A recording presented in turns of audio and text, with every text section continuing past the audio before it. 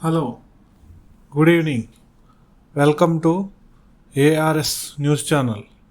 భార్గవాస్త్రాన్ని ప్రయోగించిన Bharat cease fire తర్వాత తొలిసారి పహల్గాం ఉగ్రదాడి తర్వాత భారత్ చేపట్టిన ఆపరేషన్ సింధూర్ విజయవంతంగా పూర్తి చేస్తున్న తరుణంలో పాకిస్తాన్తో కాల్పుల విరమణకు అంగీకరించాల్సి వచ్చింది. అయితే ఆపరేషన్ సింధూర్తో సాధించిన విజయాలతో పోలిస్తే కాల్పుల విరమణ పెద్ద విషయం ఏమీ కాదన్న చర్చ జరుగుతోంది.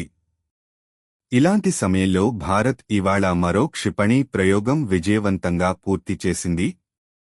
దీనికి ఒడిశాలోని గోపాల్పూర్లో ఉన్న సీవార్డ్ ఫైరింగ్ రేంజ్ వేదికైంది. పాకిస్తాన్తో జరిగిన యుద్ధంలో భారత్కు డ్రోన్ల రూపంలో అతి పెద్ద చికాకు ఎదురైంది. ముఖ్యంగా భారత్ క్షిపణుల్ని ప్రయోగిస్తుంటే వాటిని తట్టుకోలేక టర్కీ తయారీ డ్రోన్ల సాయంతో దాడికి పాకిస్తాన్ తీవ్రంగా ప్రయత్నించింది. అయితే వీటిని మన ఆయుధ రక్షణ వ్యవస్థలు దీటుగానే ఎదుర్కొని కూల్చేశాయి. అయితే ఇలాంటి ముప్పుల్ని ఎదుర్కొనేందుకు భారత్ ఇవాళ భార్గవస్త్రాన్ని రంగంలోకి దించింది. డ్రోన్లతో పెరుగుతున్న ముప్పును ఎదుర్కొనేందుకు వీలుగా రూపొందించిన భార్గవాస్త్ర అనే కొత్త తక్కువ ధర కౌంటర్ డ్రోన్ వ్యవస్థను ఇవాళ విజయవంతంగా పరీక్షించింది.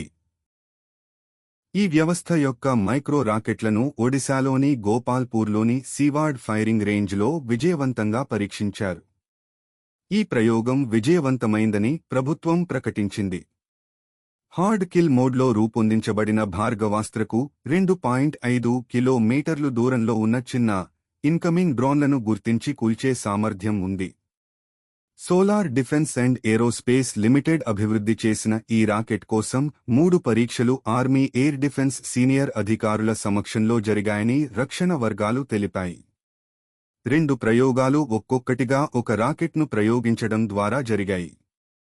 2 సెకన్లలోపు 2 రాకెట్లను సాల్వో మోడ్లో ప్రయోగించడం ద్వారా మరో ప్రయోగం జరిగింది.